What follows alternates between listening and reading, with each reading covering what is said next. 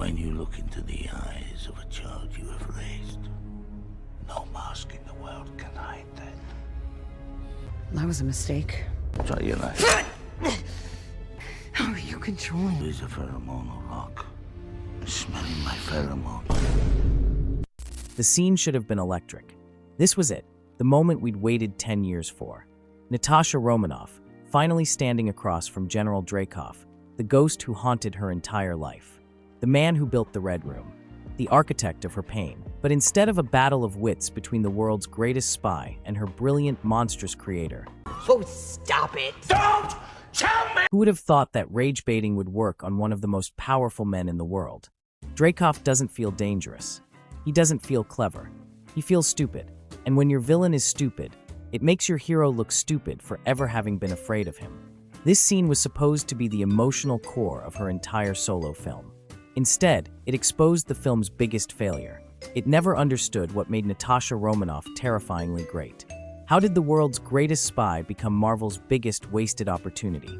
To understand that, we need to go back to the beginning. Of all the ways to introduce a legendary spy into a blockbuster universe, Iron Man 2's approach with Natasha Romanoff was a masterclass in subtle, efficient character establishment that was both iconic and frustratingly flawed. Her introduction is a fascinating study in contrasts. She first appears not in a combat suit, but in the uniform of the corporate world, as Natalie Rushman, a notary public sent to deliver legal documents to Tony Stark. The notary's here. Can you please come sign the transfer paperwork? What's your name, lady? Rushman, Natalie Rushman. Front and center. Come in. The camera initially frames her as Stark does, an object of desire, focusing on her appearance as she walks into the room. This aligns with Scarlett Johansson's own criticism that the character was hypersexualized, treated like a piece of meat or a possession. Yet, almost immediately, the script subverts this expectation. While Tony is distracted by her looks, she remains utterly focused, professional, and in control. I need your impression. You have quiet reserve. I don't know, you have an old soul. I meant your fingerprint. Right. Her dialogue is sharp and purposeful. She doesn't flirt or engage in banter. She is there to do a job. This subtle shift in framing is crucial.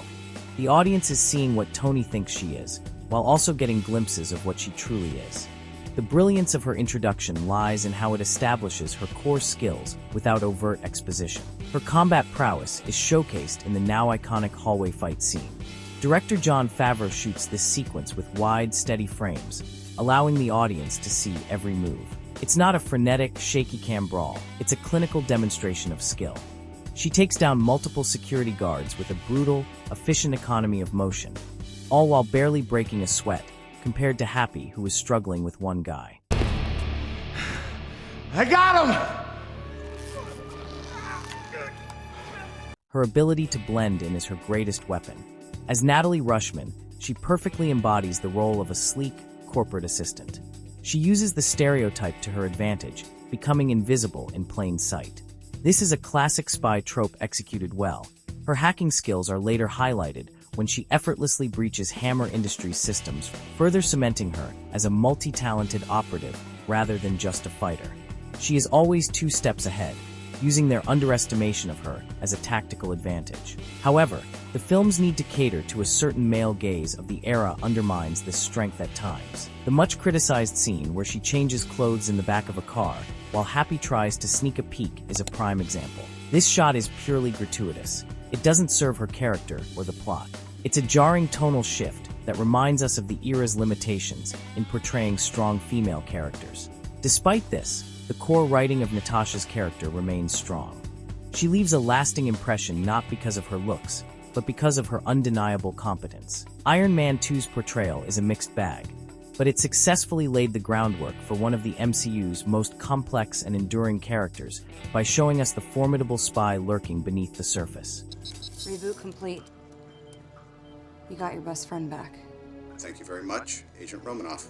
In the first Avengers movie, her character evolution was executed with remarkable precision. It took the foundation of a skilled but somewhat objectified spy and deepened her into a complex, indispensable member of the team without diminishing a single ounce of her established competence, and amplified it. Her role in this film is a masterclass in how to use a character's specific skill set to drive the plot forward, making her not just relevant, but absolutely vital to the story's success. This is established in her very first scene. We find Natasha in the middle of an interrogation, tied to a chair in a shadowy room. A Russian official is threatening her, but the camera focuses on her face. She appears vulnerable, scared, and defeated. In her scared state, she pretends to give up information. Я думала, генерал Сологуб отвечает за экспорт. Сологуб. Курьер. Он прикрытие. Скажи Лермонтову, что он нам не нужен, чтобы толкнуть танк. Making the Russian official feel like he knows what is going on, and proceeds to give her the information she needs. Then the phone rings. The second she answers and hears Agent Coulson's voice, her entire demeanor changes. The fear evaporates from her eyes in an instant, replaced by focus. The scene's lighting and composition shift with her. She is no longer the victim, but the predator in the dark. She wasn't being interrogated. She was the interrogation, using her perceived weakness as her greatest weapon to extract information. This scene also sexualizes her, but in a way that it's useful to the plot. She is seductive, and using it against this moron to get what she wants. This single scene immediately told the audience that this woman was always 10 steps ahead of everyone else, a master of manipulation and control. This skill reaches its peak in her legendary confrontation with Loki. This is screenwriting at its finest. Loki, the god of mischief, believes he is playing her. He monologues, boasts, and psychologically torments her, threatening to have Hawkeye kill her. Contrary to what the Loki series would have you believe, Loki loves seeing people suffer. Whether he's afflicting the pain physically or mentally, he loves it. And has no quarrel with the boot. Free from what? Freedom. Freedom is life's great lie. So when Natasha reveals her care and love for Clint, which is true by the way, she wasn't faking it. He was ecstatic. He leaned into it, into making her suffer for that love. People would think that she would resist or fight back verbally, or even taunt him for being captured so fast. But Natasha did the opposite. She lets him believe he has broken her. She pretends to crumble, showing just enough vulnerability to feed his ego. She uses his own arrogance against him, turning his gloating into a weapon. She manipulates him into revealing his entire plan. It's long enough to see his good work, and when he screams, I'll split his skull. This is my bargain, you mewling quim. You're a monster. Oh no. You brought the monster. So, Banner. That's your play. Flashback. Built for something a lot stronger than you. Oh, I've heard. A mindless beast. Makes play he's still a man. How desperate are you? End of flashback. What? Loki means to unleash the Hulk. Keep Banner in the lab. I'm on my way. Send Thor as well. Thank you for your cooperation. Every flinch, every tear, is a calculated move in her strategy, letting her emotional connection to Clint become the very lever that pries the information loose. It's a breathtaking display of psychological warfare, proving that her mind is her most powerful weapon even against the god of mischief. However, the film's genius is in showing the cost of this. The facade isn't perfect. The toll of manipulating a god is real, and we see the cracks after the performance is over. In a quiet, profoundly acted moment with a recovering Clint, the weight of what she just did settles. Loki got to her. He knew exactly which buttons to push about the red in her ledger, forcing her to confront the sins of her past she's trying to outrun. Can you wipe out that much red? Dracov's daughter? This moment of vulnerability with Clint is crucial. It doesn't weaken her, it humanizes her. It shows that beneath the flawless, unshakable spy is a person burdened by guilt, fighting to be better. This conversation deepens her relationship with Clint, solidifying them as two people who have seen the worst in each other and themselves, yet remain unwavering partners. Her interactions with the rest of the team further define her. She isn't just the spy, she's the glue, the one who understands people and how to manage them. By the final battle, she is no longer just a lone operative. She is an Avenger, seamlessly integrated into the team's dynamic, piloting the Chitauri chariots and holding her own on the ground. The Avengers didn't just give Black Widow more screen time. It gave her a soul, a purpose, and a legacy, making her one of the most compelling and well-utilized characters in the entire ensemble. What did Loki do to you? He didn't. Just. Natasha. I've been compromised. I got red in my ledger. I'd like to wipe it out. The Winter Soldier is where the character evolves from a fascinating supporting player into a genuinely complex co-lead. This film reminds us of her incredible skills. She's still the master hacker who breaches S.H.I.E.L.D's deepest systems, still the chameleon who uses face-changing tech to seamlessly become someone else. But it also peels back the layers to show the person beneath the legend. The beauty of her friendship with Steve Rogers is that it's built not on similarity, but on respect for their differences. He's a man out of time who tells the truth. She's a modern spy who lies for a living. Their dynamic is established through witty, natural dialogue that feels earned, not forced. She teases him about his dating life. He scolds her for her secrecy. But in the midst of chaos, they develop a shorthand that makes them an incredibly effective team. The scene where she throws Jasper Sitwell off a roof without hesitation, because it's her style, not Steve's, is a perfect microcosm of their partnership. He provides the moral compass, she provides the brutal practicality. But the real heart of her arc in this film is her struggle with identity. For years, she's been a ghost, weaving lies and building covers so deep that even she isn't sure who she is anymore. I thought I knew whose lies I was telling, but I guess I can't tell the difference anymore. This isn't just about being a spy. It's about realizing that every identity she's ever worn was a fabrication, and every lie she told was ultimately in service of a corrupt system. Hydra's infiltration of S.H.I.E.L.D. forces her to confront the fact that she traded one evil for another, and that the red in her ledger isn't just from her past, it's still being written. Her ultimate choice, to sacrifice her own anonymity by leaking every one of S.H.I.E.L.D. and Hydra's secrets to the public, is one of the most powerful moments in the entire MCU for her character. This isn't just a tactical decision, it's an act of radical self-acceptance. She's literally exposing herself to the world, embracing the truth she's spent her entire life running from. The film frames this as her finally choosing a side not because it's easy, but because it's right. In the end, the Winter Soldier doesn't just use Natasha Romanoff well, it understands her. It gives her a complete emotional arc, a deeply meaningful relationship, and a moment of agency that defines her forever.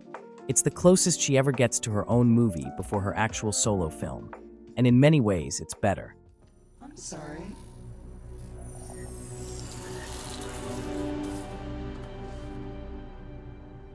Did I step on your moment?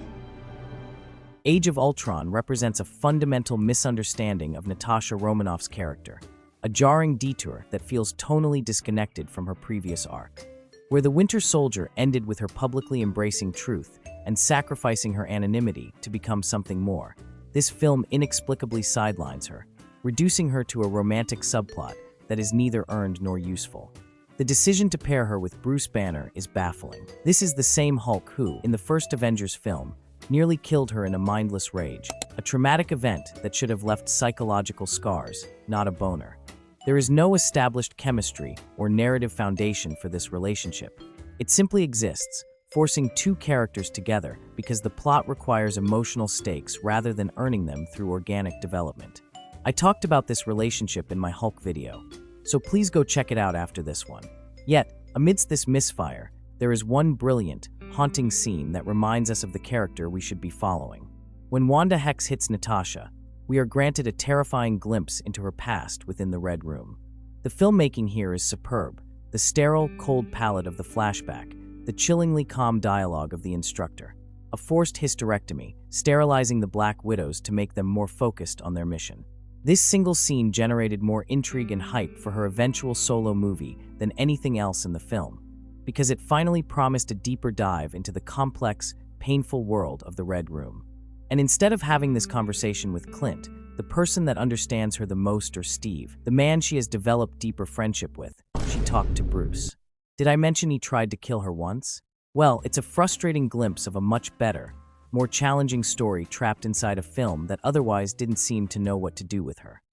In the sprawling, ideological clash of civil war, Natasha Romanoff is positioned as the film's most intriguing and tragically underutilized wild card, the only Avenger who truly understands the cost of both sides. Her arc is a fascinating attempt to restore the nuanced pragmatism she exhibited in The Winter Soldier, though it suffers from a lack of build-up. After experiencing firsthand the catastrophic fallout of S.H.I.E.L.D.'s collapse, a system she helped destroy, her initial support for the Sokovia Accords makes perfect sense. It isn't blind allegiance to Tony Stark, it's a calculated, weary belief that after so much unchecked power leading to chaos, perhaps oversight is the only way to keep the team, and the world, from fracturing completely. She isn't driven by ideology like Steve or guilt like Tony. She's driven by a desperate desire to preserve what's left. Her role as the voice of reason is her most compelling trait here. She operates in the moral gray area, trying to broker peace between two immovable forces. She understands both men, Steve's unwavering morality and Tony's tortured guilt, better than they understand each other. This is where her friendships resonate most strongly. Her history with Steve, a profound mutual respect forged in The Winter Soldier. She knows he is ultimately guided by a compass she admires, but cannot fully follow herself. This makes her final choice, pressing the button to help Steve and Bucky escape. It isn't a political decision, it's a personal one. She betrays Tony not for a cause, but for a person she believes in. The film sells this choice not with a grand speech, but with a quiet, decisive action and a look of pained resignation on her face. She knows the consequences. She will become a fugitive again, but she accepts them because loyalty, in the end, matters more than bureaucracy. Yet for all its power, the decision lacks the deep emotional groundwork it deserved. The switch feels instinctual rather than earned, a brilliant character beat that needed more screen time to breathe. But it works because it is fundamentally true to who she is. A spy who has seen how easily systems become corrupted, and who ultimately trusts individuals over institutions. After helping to burn S.H.I.E.L.D. to the ground, she isn't about to hand her freedom to another panel of politicians. In this moment, she becomes the most emotionally intelligent person in the room, the only one willing to make a messy, complicated choice for the right reasons, even if it costs her everything. It's a return to form for the character, a reminder that her greatest strength isn't her combat skill or her lies, but her ability to see the truth in a world of shadows. Infinity War is a film about events, not characters, and she is largely swept along by the plot. It gives her almost nothing to do. She shows up, saves Vision and Wanda, fights Outriders in Wakanda, and shares a few generic lines of encouragement. That's it. On to the next one. I don't like Endgame for several reasons. Time travel! The most important being that it makes everything seem happy and chill, plus the 5-year time jump. But it's an attempt to correct this in its first act, offering a glimpse of what could have been. They act sad for 5 minutes and return to their usual joke-cracking selves. We never get to see her running global operations from the Avengers compound, which is a logical evolution of her skills. The spy has become the director, the woman in the chair coordinating a desperate, silent world. Her sacrifice on Vormir is her final, definitive act. It's a powerful choice rooted in her core desire for redemption. She gives her life not for a person, but for a possibility, the chance to bring back trillions. The scene is stark and intimate, a brutal tug-of-war with Clint over who gets to die. She wins by letting go, a final, decisive action that wipes the red from her ledger on her own terms. She was the heart of the Avengers, believing in both Tony and Steve, calming the beast, and taking care of the entire team. Yet, the film undercuts the weight of her death. Unlike Tony Stark's very public, tearful funeral, her passing is mourned quietly by just Clint. There is no grand memorial from the team she held together for 5 years. It's a noble end for the character, but it lacks the narrative grandeur her journey deserved, leaving her ultimate fate feeling smaller than it should have.